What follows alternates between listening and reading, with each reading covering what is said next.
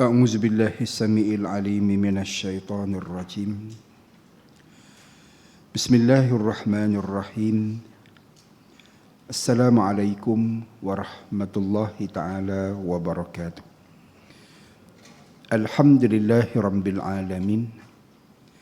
والصلاة والسلام على رسوله الأمين وعلى آله وصحبه أجمعين. سبحانك لا علم لنا إلا ما علمتنا إنك أنت العليم الحكيم ولا حول ولا قوة إلا بالله العلي العظيم. قال رب اشرح لي صدري ويسر لي أمري واحلل عقدة من لساني يفقهوا قولي. نحمده ونستعينه ونستهديه ونستغفره ونعوذ بالله من شرور أنفسنا ومن سيئات أعمالنا.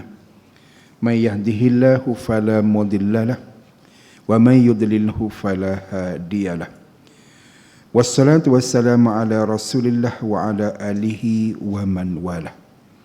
أمسينا على فطرة الإسلام وكلمة الإخلاص وعلى دين نبينا محمد صلى الله عليه وسلم وعلى ملة أبينا إبراهيم حنيفا وما كان من المشركين. وقال الله تعالى في كتابه العزيز بعد أعوذ بالله من الشيطان الرجيم فاستخف قومه فأطاعوه إنهم كانوا قوما فاسقين. صدق الله العظيم.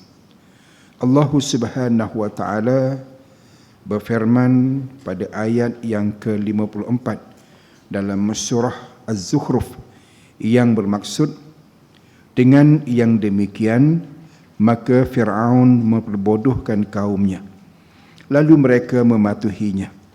Sungguhnya mereka itu adalah kaum yang fasik, yakni derhaka kepada Allah Subhanahu wa taala. Sadaqallahul azim.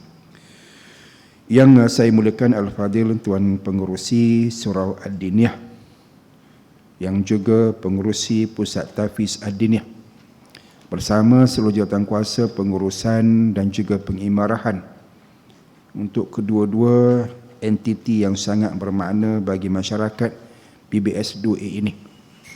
Yang dimuliakan Al-Fadhil Tuan Imam yang sebentar tadi telah memimpin solat berjemaah maghrib bagi kita semua para jemaah sekalian.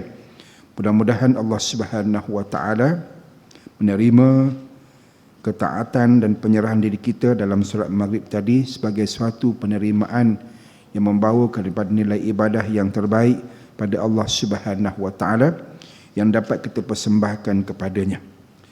Juga seterusnya kepada para jemaah muslimin dan muslimah, khasnya kepada anak-anak tahfiz Ad-Diniyah. Mudah-mudahan semuanya berada dalam kondisi dalam keadaan sihat wal afiah insya-Allah taala. Lebih-lebih lagi dikala kita saat ini sedang diuji oleh Allah Subhanahu wa taala berada dalam situasi cuaca yang tidak menentu, iklim yang agak ekstrim melampau, kepanasan yang luar biasa, walaupun berselang-seli ada hujan sekali-sekala, namun umumnya kita berada dalam suasana ataupun cuaca yang tidak berapa menyembelahi kita, membawa kepada pelbagai ujian penyakit kepada kita semua, terutamanya yang mereka yang telah pun sedia ada pelbagai masalah kesihatan. Jadi kita mohon kepada Allah Subhanahu wa taala agar Allah Subhanahu wa taala bebaskan kita, jauhkan kita daripada penyakit-penyakit yang boleh memberikan kesan negatif kepada ikhtiar kita, istiqamah kita membina jalan takwa kepada Allah Subhanahu wa taala insya-Allah. Muslimin muslimat dan anak tahfiz sekalian, alhamdulillah saya bersyukur kepada Allah taala malam ini dapat bersama dengan para jemaah sekalian dalam saya berikhtiar berusaha untuk memenuhi penjadualan yang diamanahkan kepada saya memimpin para jemaah sekalian pada setiap Ahad yang ketiga pada setiap bulan dalam siri kuliah maghrib bulanan. Mudah-mudahan pertemuan kita malam ini menjadi pertemuan yang diberkati oleh Allah Ta'ala insya-Allah, yang padanya akan hadir bersama keampunan Allah dan redha Allah Subhanahu wa taala untuk kita semua insya-Allah. Muslimin Muslimat para jemaah sekalian, saya pun rasa sangat-sangat bersyukur pada malam ini dapat bersama dengan para jemaah sekalian selepas diuji juga oleh Allah Ta'ala dengan ujian berpunca daripada saya yakin cuaca yang melampau itu, yang ekstrim itu, saya mula demam, batuk-batuk dan sebagainya, membawa kepada akhirnya semput ataupun asma adalah yang berpanjangan lebih daripada 2 minggu lah para jemaah sekalian, baru-baru ni lah. Itu yang tak dapat hadir dalam jamuan Aidilfitri anjuran surah Ad-Diniyah, baru-baru ni tak dapat hadir jemaah sekalian atas masyarakat kekangan tersebut. Jadi alhamdulillah saat ini dah makin sempurna, makin baik. Tapi bila dengar Tuan Haji Khairul kita pula yang tak sihat ada kat belakang saya ni ya, dalam bilik menguruskan siaran langsung FB Live ini pada jemaah sekalian, kesian pula kat beliau, suara tak apa-apa nak keluar dan sebagainya, begitulah. Jadi mudah-mudahan Allah Ta'ala memberikan kesihatan kepada beliau dan kita semua insya-Allah. Jadi pada jemaah muslim-muslimat tetamu Allah Subhanahu Wa Ta'ala sekian, juga dalam pertemuan malam ini saya mulakan untuk pertemuan selanjutnya dengan kalimah salam Aidilfitri, mohon maaf zahir batin. Boleh jemaah sekian 1 Zulkaidah. Nah, ucap sama air raya 1 Zulkaidah. Tak apalah kan, kira haji lah. Sebab kita ni beraya setahun, akan puasa sebulan, raya lebih sebulan. Dan saya pun jemaah sekalian, jujur saya beritahu, saya datang daripada rumah tadi, sempat sekejap singgah di Selayang High. Ada surau di sana yang saya juga mengajar sebulan sekali, ada jamuan raya tadi. Dia mula jam 5 petang, berakhir 10 malam. Saya singgah sekejap sebelum datang ke sini. Maknanya ada jamuan raya lagi hari ni. Gitu. Malam ni pun ada tapi tak dapat pergilah sebab ada kuliah kat sini. Sebut jemaah sekalian begitu, raya kita. Jadi saya rasa tak pelik kalau saya ucapkan sama akhir raya maaf zahir batin. Dan saya pun jemaah sekalian dah ada undangan jamuan raya surau pada hari Sabtu depan dan juga Ahad depan. Maka itulah kita di jemaah sekalian, nak raya, nak seronok, tapi tak apa, tak ada masalah. Hukum adat ada yang baik, boleh teruskan, tidak ada masalah. Memanglah dari segi syaraknya tidak ada sebegitu. Tapi kalau kembali kepada adat budaya kita, mana yang baik, tidak ada masalah untuk diteruskan. Cuma jangan dirosakkan dengan perkara-perkara yang bercanggah dengan syarak. Contohnya berlebih-lebihan, membazir makanan minuman dalam open house jemaah raya, tak boleh macam tu. Ataupun ada pergaulan bebas, tak terkawal lelaki perempuan, tak boleh begitu. Tak ada berkenan oleh syarak jemaah sekalian. Ataupun ada nawaitu yang bercanggah dengan syarak, rasa nak menunjuk suasana, keadaan rumah dan sebagainya, contoh. Ini semua perkara yang perlu dielakkan. Balik kepada asal, buat jamuan raya untuk fokus memberikan peluang kepada hadirin untuk memaut ukhuwah dan mahabbah. Itu yang terbaik. Sama-sama dengan tuan rumah, untuk tuan rumah menjamu makan minum, itu sunnah. Itu yang terbaik pada jemaah sekalian. Jadi perkara begini kita boleh teruskan, ada masalah. Sebulan Syawal tak cukup, ambil Zulkaidah. Tak cukup Zulkaidah, ambil Zulhijjah. Sambung raya haji terus, tak ada masalah. Makan. Gitu jemaah sekalian. Yang penting jangan lupa jemput kita makan. Itu yang paling penting sekali. Tu saya jawab gitu jemaah sekalian. Ada yang tanya, saya kata boleh, tak ada masalah. Yang penting jangan lupa jemput saya, okeylah. Gitu para jemaah sekalian. Jadi kembali kepada pengajian kita insya-Allah taala pada malam ini saya bawakan kepada jemaah sekalian sambungan perbincangan daripada apa yang telah kita bincang dalam tempoh yang panjang, terhenti seketika sebelum Ramadan itu tempoh hari. Jadi malam ni kita sambung kembali perbincangan yang mana ianya berkisar kepada perbincangan berkenaan dengan golongan manusia yang terbentuk di akhirat besok. Jadi sebagaimana yang anda nak tahfiz, ada kitab-kitab masing-masing tu, boleh lihat kita bincang dalam tempoh yang panjang berkenaan dengan golongan manusia yang terbentuk di akhirat besok. Kita memusatkan perbincangan pada golongan yang kedua, golongan orang-orang yang disiksa, yakni orang beriman yang akan masuk neraka. Yang ni anak-anak yang ada kitab boleh lihat pada muka surat 111, itu asas perbincangan. Jadi kita telah bincang dalam tempoh yang panjang pelbagai perkara yang berkaitan dengan tajuk ini, hinggalah Maafkan saya jemaah sikit. Ya, batuk. Hinggalah pada malam ini kita singgah kepada perbincangan pada tajuk kecil yang dinyatakan oleh Imam Ghazali rahimahullahu taala sebagai kefahaman orang pintar dan orang bodoh. Anak-anak, tahfiz muka surat 122. Dapat kat situ. Ada lompat-lompat sikit apa, nanti Ustaz patah balik insya-Allah. Tak jadi masalah. Kita nak bincang ikut kesesuaian masa, keadaan dan sebagainya di bawah tajuk-tajuk kecil yang disusun oleh Imam Ghazali untuk memperihalkan fahaman kepada kita tentang golongan manusia yang beriman yang akan ke neraka di alam akhirat nanti. Jadi tajuk saya ulang balik pada malam ini ialah berkenaan dengan golongan orang yang pintar ataupun orang yang alim berbeza dengan orang yang bodoh ataupun orang yang jahil. Muslimat, para jemaah sekalian. Memulakan bicara pada tajuk kecil ini, Imam Ghazali rahimahullahu taala menulis, di mana di situ anak-anak yang ada kitab boleh lihat, tulisannya ialah, kata Imam Ghazali, manakala si Arif tu bukan nama orang, Arif bin Abdul Rahman, bukan. Arif ialah orang yang alim, orang yang berpengetahuan, orang yang ada ilmu. Jadi manakala si Arif, orang yang ada ilmu, orang alim, pula memang lemah untuk memberikan kefahaman kepada si orang ahli taklid yang dangkal pemikirannya. Cukup setakat tu. Kita baca cuma 2 baris untuk kita sama-sama hurai apa yang nak disampaikan kepada kita oleh Imam Ghazali rahimahullahu taala berkenaan dengan perbezaan faham tentang agama di sisi orang yang alim, orang yang pintar, orang yang ada ilmu berbanding dengan orang yang jahil.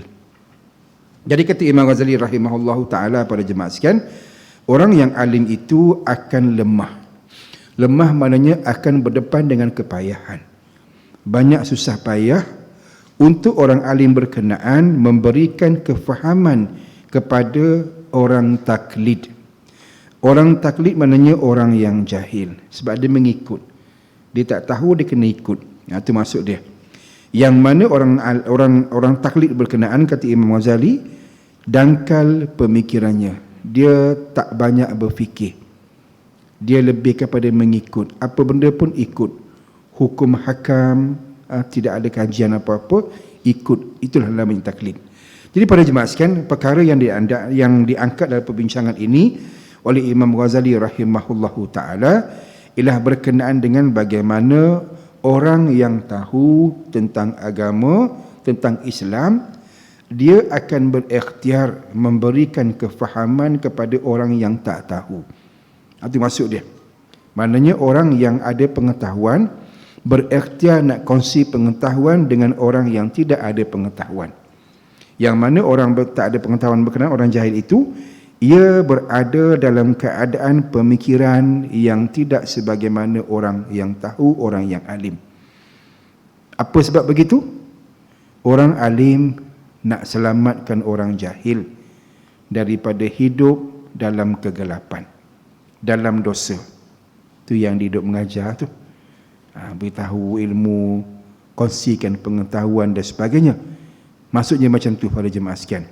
Tapi kata Imam Ghazali, orang alim akan jadi lemah, akan jadi payah, akan berdepan dengan cabaran yang besar bila mana dia nak beri faham tentang Islam kepada orang yang tak tahu.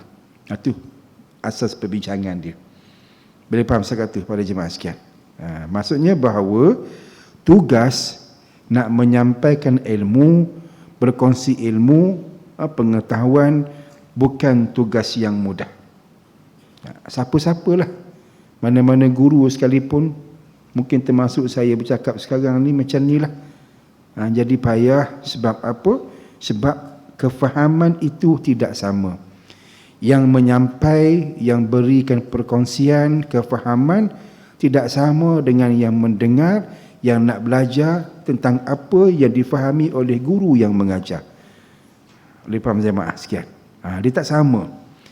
Dan tak sama ini pada jemaah sekalian, kalau orang yang tak tahu itu dia bersedia untuk diberitahu. Yang tak faham, dia bersedia untuk diberi faham oleh orang yang faham tadi, oleh guru tadi. Okeylah. Macam anak-anak tahfiz ni, kan, bersedia apa jua keadaan, tetap juga nak belajar. Ke ada yang nak balik cabut lari? Ada Ada tak ada? Tiba-tiba lari ke, hilang seorang, tak jumpa? Tak ada. Maknanya bersedialah tu untuk belajar. Payah ke mudah belajar anak-anak? Payah ke mudah? Payah ke susah? Samalah tu. Payah kan? Mana dia belajar mudah? Tak ada. Jadi bila payah, itu maknanya ada cabaran kepada yang belajar dan juga yang mengajar. Guru yang mengajar ni, kalau apa yang diajar itu, perkara itu payah kepada pelajarnya, maka cabarannya besar. Bagaimana nak ngolah, nak beri faham, nak adjust dari punya cara penyampaian dan sebagainya. Macam-macam dugaan, cabaran yang akan dihadapi. Maka yang belajar pun sama juga. Kadang-kadang dia naik cuak dengan guru dia. Apa ni mengajar tak faham-faham. Pada dia tak faham, dia kata guru tak faham. Saya ada pengalaman sikit pada jemaah sekalian, perkongsian. Zaman-zaman dulu, zaman saya baru mengenal dunia pendidikan, seketika mengajar di sekolah. Dulu saya mengajar di sekolah menengah Tun Habab, Kota Tinggi, Johor. Pegang amanah masa tu mengajar bahasa Arab. Baru habis kuza. Lepas tu diberi amanah. Saya cari kerja sekejap, setahun mengajar di Johor. Diberi amanah mengajar bahasa Arab di sekolah Tun Habab, Kota Tinggi, Johor. Ni kalau ada siapa, mungkin bekas anak murid saya kat situ, kalau terpandanglah siaran ni, ingat baliklah pengalaman tu. Budak-budak ni Form 1, tingkatan 1. Saya pula tanpa bimbingan daripada Jabatan Pendidikan Johor, beri je amanah, ustaz mengajar bahasa Arab. Saya kata nak ngajar macam mana? Budak-budak ni ada asas ke tidak? Maka saya ngajar ikut level yang saya belajar dekat Kuza. Sekarang Uniza lah. Situ agak tinggi sikit dia punya bahasa Arab dia. Jadi bila saya ajar macam tu, budak-budak pelajar ni dia pening. Satu ketika saya suruh buat latihan. Buat latihan lah. Jadi saya pun round kelas, cek buku-buku latihan, apa dia orang tengah buat. Terpandang daripada belakang seorang pelajar sedang menulis dalam buku latihan dia, bukan jawab soalan, bukan cuba huraikan apa yang diberikan oleh saya dalam buku berkenaan, tapi dia tulis cikgu gila. Cikgu tu saya lah. Pak Johor dia panggil cikgu, ustaz pun cikgu juga. Maksudnya apa? Ustaz gila. Saya tengok, aku dah gila dah kali ni. Saya dah gila dah masa tu, di mata sisi pelajar saya. Saya pun mesti tak marah. Saya fikir, apa hal aku jadi gila? Rasa ngajar betul dah ni, bahasa Arab ni. Jadi saya pun pusing. Saya tak buat apa kat dia. Saya pusing macam tak tahu je, macam buat tak nampak je. Lama-lama dah habis satu kelas, tanya, faham tak saya ajar apa? Umumnya dia jawab, faham. Saya kata, ya ke faham? Siapa yang jujur boleh tahu saya dia tak faham? Tak apa. Kalau beritahu jujur tak faham, saya beri hadiah. Budak-budak Form 1 ada kat tangan, saya tak faham ustaz.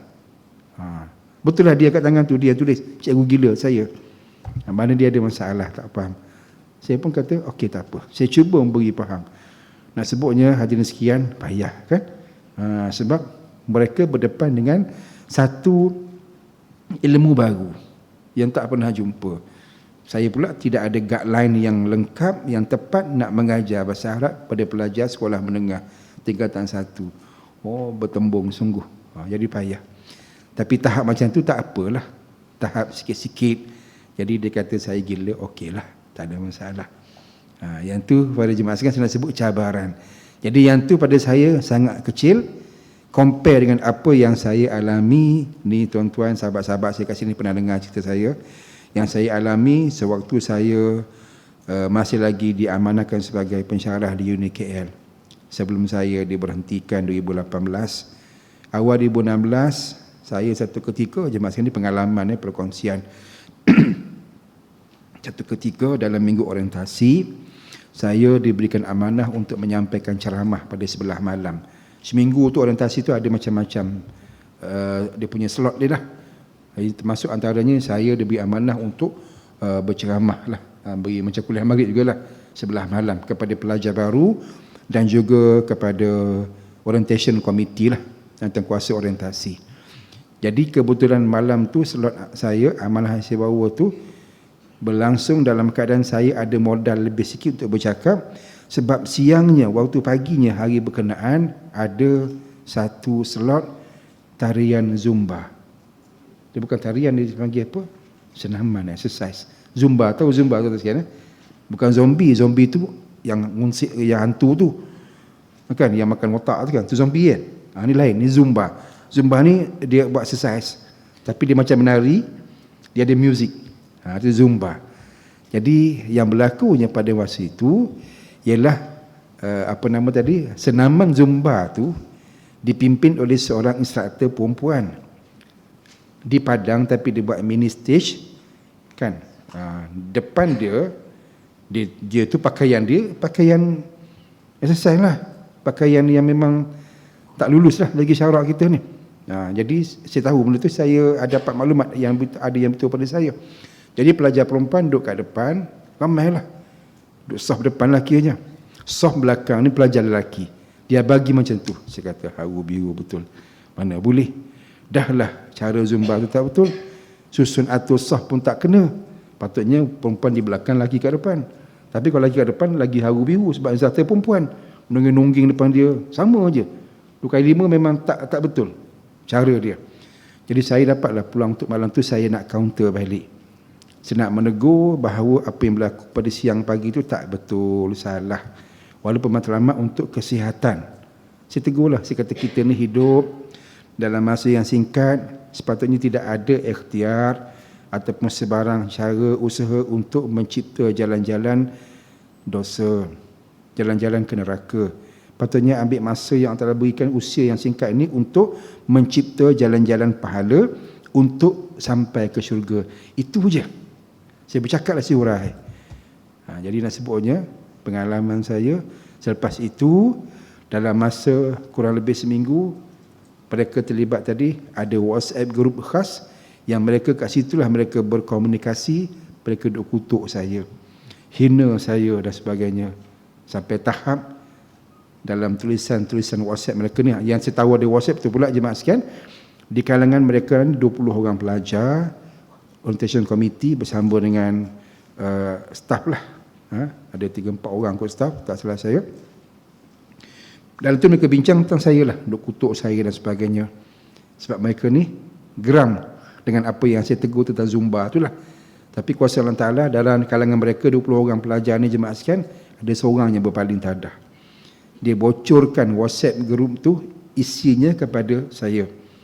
Dan ada yang lain pula, pelajar lain tolong print out conversation dalam WhatsApp group berkenaan yang part bincang tentang saya, duk kutuk saya sebagainya, yang dapat jumlahnya sebanyak 104 muka surat. Banyaklah tu. Banyak.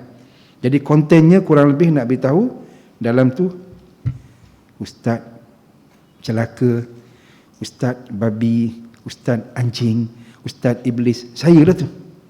Saya kata alamak. Saya tengoklah. Saya tak marah, saya macam tu lah. Wish, lain macam ni. Lain macam ni.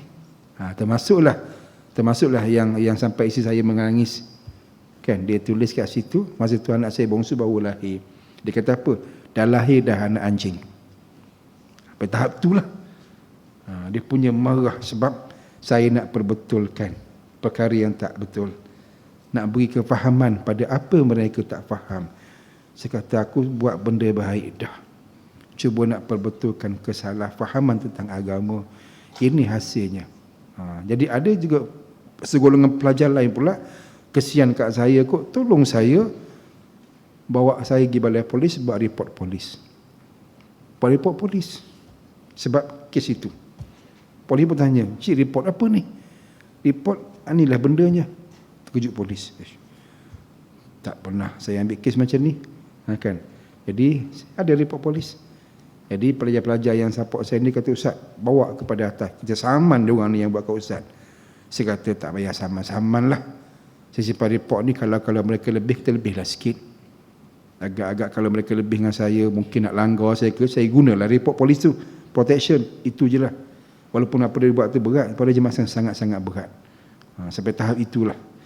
Jadi nak sebutnya bahawa pada jemaah sekalian, susahnya, itu poin saya, susahnya nak beri faham pada orang tak faham. Disebabkan mereka tak faham, kita yang cuba nak beri faham menjadi musuh bagi mereka. Faham jemaah sekalian? Gitu. Jadi perkara inilah yang saya bawakan dalam mukadimah tadi, ayat 54 surah Az-Zukhruf. Anak-anak yang hafal Quran, ingat Quran ayat ni ya. Siapa yang dah hafal, Allah Ta'ala berfirman, saya ulang balik, fastakhaffa qaumahu fa'ata'u innahum kanu qauman fasikin. Bermaksud dengan yang demikian maka Fir'aun memperbodohkan kaumnya, lalu mereka itu mematuhinya, sungguhnya mereka itu adalah kaum yang fasik, yang derhaka. Sadaqallahul azim. Cerita tentang Fir'aun, zaman Fir'aun. Kata Allah Ta'ala, Fir'aun ni dalam tafsir menyebut antara modus operandi dia nak kekal berkuasa, mereka cipta cara bagaimana nak kekalkan kaum dia dalam kebodohan, dalam kejahilan. Mana Fir'aun memang dia buat kerja untuk mengekalkan kejahilan, kebodohan kaum dia. Tak nak bagi cerdik. Sebab dengan kaum yang bodoh itulah dia dapat kuasa. Gitu. Kalau bawa pada hari ni, maaf sebutlah, mungkin dengan sebab kaum yang bodoh tu, masyarakat bodoh tu, Fir'aun menang pilihan raya kot. Macam tu. Jangan marah pula. Cerita cara keedah macam tu lah. Dia berkuasa lah. Kekal berkuasa beratus tahun. Itu kata mufassirin. Sebab apa? Sebab bila masyarakat tu jahil, tak faham tentang kehidupan beragama, keimanan, ketakwaan, mereka akan seronok dengan Fir'aun. Sokong Fir'aun yang jahat itu, yang kufur itu. Itu maksud dia. Gitu. Jadi sebab itu kata Allah Ta'ala, kaum yang jahil tadi mereka mematuhi. Maksudnya mereka ni taat kepada Fir'aun. Dan tuan-tuan, perempuan pada jemaah sekalian, bertembunglah di sana. Fir'aun ni mempromosi, membawa agenda nak kekalkan kejahilan kaum dia. Allah kirim kekasih dia. Siapa pada jemaah sekalian? Zaman Fir'aun siapa? Nabi Musa alaihissalam. Siapa Nabi Musa ni? Nabi Musa anak angkat Fir'aun, kan? Kan dia besar dari sana Fir'aun. Tapi bila Nabi Musa yang Fir'aun sayang tu, anak angkat dia, bawa kebenaran, nak jelaskan hukum hakam, nak berikan kefahaman kepada orang Mesir pada masa itu, apa jadi? Bapa angkat melenting, dia marah. Gila dah anak angkat aku ni. Macam tu lebih kurang. Apa ni? Macam tu lah. Mana dia tak setuju, dia marah. Marah tak setuju ni pada jemaah sekalian sampai tahap macam mana? Sampai tahap Fir'aun bermusuh dengan Nabi Musa alaihissalam. Gitu. Jadi Musa nak beri faham, cuba nak sampaikan yang benar, mana yang salah, buat teguran, tak boleh. Sampai begitu akhirnya. Dan berkesudahan pertembungan tadi, bila mana Fir'aun laknatullah bersama dengan kuncu-kuncu dia, masyarakat yang sebelah dia ni, bermusuh, mengejar Nabi Musa dengan pengikut yang sedikit, sampai Nabi Musa belah Laut Merah, menyeberang daripada bumi Mesir nak pergi ke sebelah sana, masuk ke Jazirah Arab, lari daripada Fir'aun yang nak bunuh mereka. Kan? Itu sirah sejarahnya begitu. Dan kuasa Allah Ta'ala, akhirnya yang mati siapa? Bukan yang nak dibunuh, tapi yang nak membunuh yang mati. Fir'aun dengan kaum dia yang mati, yang geng-geng dia lah, tenggelam dalam Laut Merah. Allah tamatkan derita Nabi Musa dengan kematian Fir'aun dan juga kaum dia yang tidak mahu diberikan faham oleh Nabi Musa AS. Gitu. Jadi para jemaah sekalian, perkara ini bukan setakat Nabi Musa saja berlaku. Semua Rasul berdepan dengan perkara yang sama. Akan sebab nak beri faham kepada masyarakat yang tak faham. Ataupun dalam bahasa kita bincang malam ni, atas sebab nak mengajak masyarakat daripada terjebak ke neraka supaya layak masuk syurga. Diorang tak nak. Orang jahil tak nak ajak masuk syurga. Dia nak kalau ajak masuk neraka. Itu bahasa mudah dia. Orang jahil macam tu. Boleh faham jemaah sekalian? Ajak mai surau berjemaah dengan kuliah, tak nak. FOC, free of charge, tak nak. Tapi kalau ajak pergi konsert Coldplay, dia nak. Kan? Beli tiket mahal, mahal. Berapa harga tiket Coldplay? Apa dia? Tak apa, tak beli tak apa, tanya je. Saya tak tahu, tak report sangat. Apa Baru Zi, berapa tiket? Tak tahu tapi tiket lah, harga, mahal. Sehingga ratus ataupun ribu harga dia. Allah, sanggup beli tiket nak tengok konsert. Bila konsert tu? Anak-anak, bila konsert tu? Ustaz, kami tak tahu, kami konsert tak main. Jawapan. Ada konsert. Tahu Coldplay? Kumpulan rock kan? Rockers daripada UK. Bukan Hulu Kelang, UK sana, tu Eropah. Buat konsert di Malaysia. Konsertnya di Stadium Nasional Bukit Jalil. Bila? November 2023. Hujung tahun ni lah. Tiket dah sold out dah. 3 hari je habis jual. 3 jam? Saya baik Cik Lan datang. Fakta tambahan, saya baru faham. 3 jam lah 3 jam habis tiket. Sold out. Allahu Akbar. Punya ramai peminat nak tengok Coldplay. Ada orang tanya, Ustaz, kenapa laku tiket Coldplay? Saya kata memanglah laku. Jual tengah panas. Coldplay kan permainan sejuk. Saya buat seluruh bodoh saya lah. Cool kan sejuk. Play permainan sejuk. Jual tengah panas, memang laku. Pakat beli 3 jam 3 jam habis. Konsert bila? Bukan besok, bulan November. Pernah fikir tak anak-anak tahfiz, tuan-tuan pensiun, yang beli tiket tu, dia pernah fikir tak dia beli tiket mahal ni? 3 jam sold out, dia beli tiket mahal. Konsert bulan 11, sekarang bulan 5. Dia fikir tak besok dia mati macam mana? Konsert bulan 11 bang. Tiket dah beli dah, harga beribu, besok mati. Bukan tahu bila ajal maut, tapi manusia kan. Tu kata, bahasa kasar saya tadi kan, kalau jenis ajak neraka ni dia orang sanggup. Ajak syurga, ya Allah, berkira sangat-sangat. Pergi dulu, suruh lain pergi dulu. Free of charge, siap umpan, marilah. Ada kambing kulit. Dia boleh beri alasan, saya tak boleh tengah sakit kepala. Padahal sakit kepala pun. Macam-macam, ya Allah. Tadi saya tulis tadi kan, saya pergi ke ada sebuah surau kan. Tadilah singgah sana, baru datang sini Jamuan Raya. Tengok, Masya Allah, terujanya saya, ramainya manusia. Teruja bersama kesedihan. Pasal apa? Ramailah orang beraya. Sedihnya saya sebab saya mengajar sebulan sekali. Time saya mengajar ada 5 orang. Saya kata sedih betul lah. Datang beraya beratus manusia. Ramai. Ribu tak. Ya Allah. Dalam hati aku mengajar 5 orang. Itu pun tak faham ke tidak. Allah Ta'ala wa'alam. Dengar-dengar tunduk. Dengar-dengar tunduk. Itu tiap bulan. Ni bukan merungut, bukan marah. Cerita betul. Allah. Kan? Gitulah. Betapa payah nak mengajak kepada kebenaran, nak beri faham pada orang yang tak faham. Itu yang Imam Ghazali cerita kat kita. Bukan saya buat cerita, Imam Ghazali cerita tentang hakikat perbandingan di antara orang yang tahu, orang berilmu dengan orang yang jahil. Ada pertemuan perbezaan ketara di sana. Malah yang kita takut pada jemaah sekalian, ialah mana orang jahil memusuhi orang yang alim, orang yang tahu. Sedihlah. Itu kisah Quran sebut, Allah Ta'ala sebut dalam Quran. Nabi Musa dia musuhi oleh kaum dia sendiri. Kan? Pak angkat mengepalai permusuhan dengan anak angkat.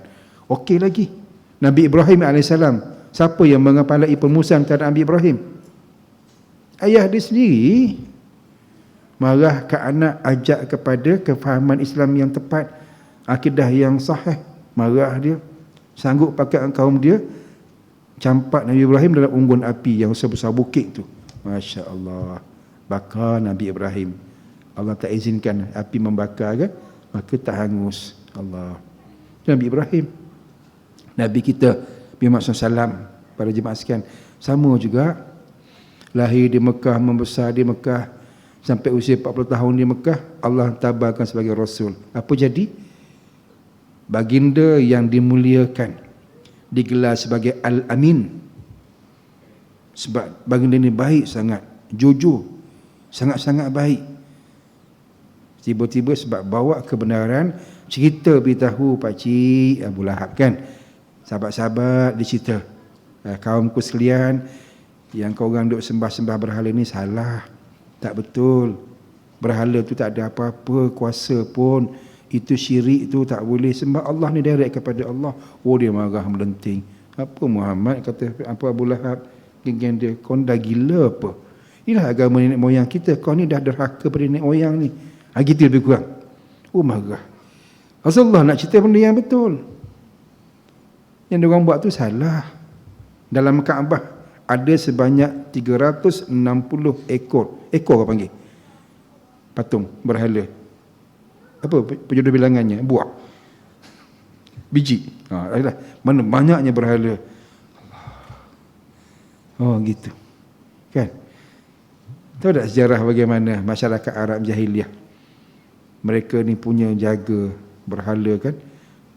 Duk puja 360 berhala dalam tu. Kepala yang besar dua ekor jugalah, panggil ekor lah. Al-Latta dan Al-Uzza. Allah. Diorang duk sembah-sembah berhala dalam Kaabah ni. Satu ketika diorang ni diorang tak gunakan berhala tadi. Maknanya tak nampak apa yang ada pada berhala tadi. Bila tu? Waktu sebelum Nabi Muhammad SAW dilahirkan, waktu Abrahah menyerang Kaabah. Kan dalam sirah kita baca kan, bagaimana masa tu kaum pemuka-pemuka Arab, masyarakat Arab pada jahiliah pada masa itu, apa dia orang buat? Dia sembah Allah Subhanahu Wa Taala, minta dengan Allah Taala tolong jaga Kaabah ni ya Allah. Sedangkan harian mereka duk sembah berhala tu. Hilang masa tu berhala, tak rasa nampak berhala dah. Yang tahunya Allah Taala. Maksudnya apa pada jemaah sekalian? Poin saya, mereka ni tahu Allah, sembah Allah, terdesak sembah Allah direct. Boleh pula sebab Kaabah akan diserang oleh tentera bergajah Abrahah daripada Yaman. Boleh je sembah Allah, minta doa dengan Allah direct. Lepas tu tak nak balik asal, sembah agak berhala. Gitu. Jadi Nabi Muhammad SAW pada jemaah sekalian, saya nak ceritakan bahawa membawa perkara yang mudah diorang faham. Kamu pernah dulu duk sembah, minta dengan doa dengan Ta'ala. Benda yang sama lah nak ajak ni. Yang berhala tak ada guna sen pun. Abrahah serang, berhala boleh buat apa pun. Allah yang tolong. Hantar burung ababil, burung kecil je, besar burung puyuh tu je. Bawa 3 biji batu dengan paruh dia. Tahu kan kisah ni kan? Burung yang sekecil itu dengan paruh yang kecil macam tu, bawa 3 biji batu daripada neraka tadi, bawa jatuh ke bawah, kena gajah, mati gajah. Allahu Akbar. Itu yang Allah tolong. Menghapuskan tentera bergajah yang nak musnahkan Baitullah, Kaabah tadi. Maknanya bahawa orang Arab jahiliah pernah buat benda yang macam tu direct kepada Allah Ta'ala dan ada hasil. Habis kenapa tak buka minda, tak buka jiwa, sembah Allah Ta'ala? Itulah kekufuran. Rasulullah datang nak beritahu benda yang sama. Tolonglah sembah Allah direct. Dulu pernah buat pun, bukan payah pun nak faham. Tapi tak nak. Siap bermusuh lagi. Gitu kepayahannya. Sampai akhirnya Allah Ta'ala perintahkan Nabi Muhammad SAW berhijrah ke Madinah. Pergi Madinah lah. Orang Mekah ni dah gelong semua dah pening dah. Teruk sangat. Tak nak percaya. Satu hal, bermusuh lagi, nak dibunuhnya dan sebagainya. Pergi Madinah lah. Madinah ada orang baik-baik yang nak dengar penjelasan keimanan, ketakwaan kepada Allah. Pergi Madinah. Gitu pada jemaah sekalian. Kepayahan. Jadi saya sebutkan bahawa pada jemaah sekalian, berlaku perkara ini dengan sebab apa? Dengan sebab, kata Imam Ghazali, orang yang jahil itu, yang dakal pemikiran, mereka tetap akan memberikan kepayahan kepada orang yang tahu, orang yang alim, yang sebenarnya tidak ada lain tujuan, yang beri faham pada mereka tadi, saya ulang balik, untuk mengelakkan dosa berlaku dalam hidup beragama mereka, dan lebih jauh untuk mengelakkan mereka daripada akhirat besok masuk neraka. Itu je. Itu saya sebut tadi, orang jahil ni kalau jahil sungguh kan, ajak pergi syurga dia marah, ajak pergi neraka dia setuju. Gitu. Allahu Akbar. Jadi yang itulah berlaku kepayahan pertembungan pada jemaah muslimin-muslimat sekalian. Bukan sakat rasul-rasul kita, tapi sampai sekarang, sampai akhir zaman, sampai bila-bila. Itulah yang berlaku sebenarnya. Pertembungan demi pertembungan, kepayahan demi kepayahan kepada mereka yang nak bawa agama kepada masyarakat. Dan saya yakin tuan-tuan berdepan dengan perkara yang sama. Duduk sini, duduk mana pun sama aja.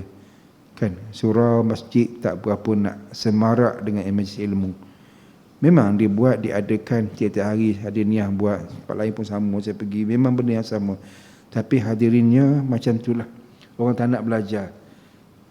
Kalau tak nak belajar tu faham, kita boleh lega lagi.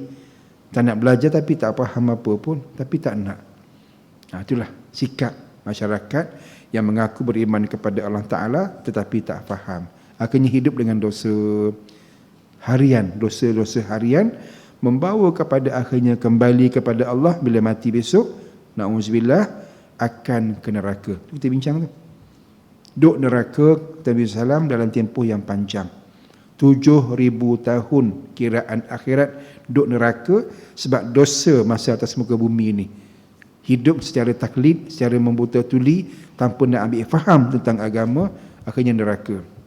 Dengan rahmat Allah, akhirnya baru pindah ke syurga. Tapi lama sangat. 7,000 tahun. Allah, dia orang sanggup.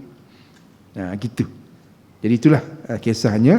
Bagaimana kata Imam Ghazali rahimahullah ta'ala, pertembungan yang berlaku di antara orang yang faham tentang pentingnya kefahaman beragama yang tepat untuk mengelakkan daripada berdosa dan elak daripada neraka, bertembung dengan orang yang jahil yang tak nak mereka diberi faham. Selesa, rasa dah cukup dengan setakat apa yang ada, dan itulah penyebab mereka berdosa. Berdosa sampai kematian. Na'udzubillah. Kan itulah apa yang disebut kat sini pada jemaah sekalian. Jadi saya nak tutup perbincangan. Anak-anak di bawah tu, pendengar bawah tu, Imam Ghazali rahimahullah ta'ala membawakan kepada kita satu hadis Nabi SAW, bahawa Nabi SAW bersabda, irhamu thalathah, aliman bainal juhal, wa ghaniya qawmin iftaqar, wa aziza qawmin zal. Sedangkan Nabi SAW bermaksud, kasihanilah 3 golongan manusia. Pertama, orang yang alim di tengah-tengah kaum yang jahil, orang kaya dalam masyarakat yang miskin. Dan yang ketiga, orang yang terhormat, orang yang mulia di sisi kaum yang hina. Sedangkan Nabi SAW, Nabi beritahu kita 3 golongan manusia ni, kata Nabi SAW, kita kena mengasihi mereka, kena kesian kat mereka, kena fahami mereka, tolong mereka, support mereka, mereka susah. Siapa dia? Yang pertama Nabi sebut, orang alim duduk dalam kalangan masyarakat yang jahil. Kesian, penat. Gitu maksud dia. Banyak dugaan, banyak cabaran, bertarung dengan macam-macam kepayahan. Sebab apa? Orang jahil tak suka pada orang alim. Faham jemaah sekalian? Gitu. Sebab bagi mereka yang alim itu cuba untuk mengganggu mereka, mengganggu kejahilan mereka. Itulah akhirnya berlaku masalah. Jadi Nabi SAW pesan, kita ni kena jadi yang macam tu. Yang macam mana? Yang sentiasa mengasihi orang-orang yang alim, yang tahu, santuni mereka, kasihi mereka, support mereka, tolong mereka. Mereka banyak masalah, kan, banyak beban maksudnya. Dicaci maki, dipulaukan, dihina dan sebagainya pada jemaah sekalian. Jadi yang tu yang pertama. Yang kedua Nabi sebut apa? Orang kaya duduk dalam masyarakat yang miskin, payah juga. Dia seorang kaya, lain miskin berapa kedana. Jam dia seorang jemaah sekalian. Mental problem kot nanti, tekanan mental pada dia. Orang miskin ni nak cari dia hari-hari, tak tolong dan sebagainya. Maksudnya macam tu. Yang ketiga, orang yang terhormat, orang yang mulia, ada kedudukan, duduk dalam masyarakat yang hina. Sama juga, payah. Payah jemaah sekalian. Jadi perkara inilah, payah inilah yang Nabi mulakan dengan payah, paling payah orang alim dalam masyarakat yang jahil, kita kena tolong. Maka tuan-tuan saya nak sebut, tuan-tuan, perempuan, jemaah yang sentiasa support. Ini saya nak sebut, kredit. Support majlis ilmu, datang ke sini, ke surau, dengar kuliah dan sebagainya, tahniah. sangat-sangat baik. Moga istiqamah sampai ke mati. Sebab tuan-tuan termasuk dalam golongan yang Nabi pesan suruh buat. Ikut perintah Nabi SAW. Apa dia? Mengasihi, support, sokong. Siapa? Orang yang berilmu nak kongsi ilmu kepada masyarakat. Maknanya asatizah datang nak beri kuliah, dengar. Cuba kalau tuan-tuan tak ada. Gitu. Nak tahfiz hari-hari, dengar je lah. Kan? Gitu. Maka bila mana tuan-tuan perempuan ada memberikan sokongan supportif kepada apa yang berlaku tadi, alhamdulillah. Menepati perintah Nabi sallallahu alaihi wasallam. Moga-moga tuan-tuan perempuan dimuliakan oleh Allah Taala dan juga dikasihi Nabi sallallahu alaihi wasallam. Biar begini sampai ke mati. Kan? Meninggal dunia sebagai warga surau yang committed, istiqamah dengan majlis ilmu sampai ke mati. Saya banyak pengalaman tuan sekian. Hamba-hamba Allah yang mulia, Allah Ta'ala muliakan, yang begitu committed dengan surau masjid, cari ilmu, sampai mereka tiba-tiba tak ada. Sebab saya banyak tempat saya pergi sebulan sekali. Bulan depan pergi tengok, tak ada dah. Tanya orang, mana haji ni? Dah meninggal Ustaz, dah meninggal. Mana meninggal dia tu dalam kepala saya sebagai orang yang istiqamah dengan surau masjid. Dengan majlis ilmu lah khasnya. Masya Allah, hebat. Yang latest baru ni seorang, saya ada sebuah surau saya mengajar di Rawang, surau Al-Kawthar. Meninggal hari raya kedua baru ni. Terbayang-bayang wajah dia sekarang ni, boleh cakap ni. Tahun, duduk kat mana dalam surau, cara bersembang dia macam mana, senyum dia macam mana. Masya Allah. Dah tak ada dah. Itulah. Jadi kita nak macam tu, biarlah kita kekal memberikan sokongan kepada majlis ilmu. Sebab itu perintah Nabi SAW untuk kita ini sebenarnya mengasihi, memuliakan orang-orang yang ada ilmu. Mudah-mudahan Allah Ta'ala muliakan kita juga, insya-Allah.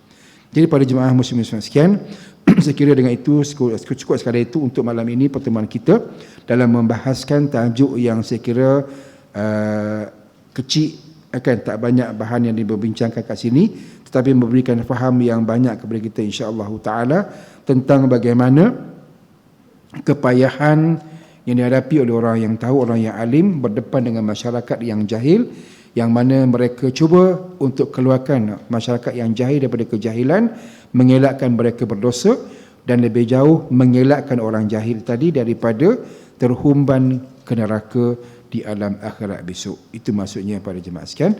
Wallahu ta'ala wa'alam. Mudah-mudahan tuan-tuan perempuan para jemaah sekalian mendapat manfaat daripada perbincangan yang saya lontarkan ini, insya-Allah ta'ala.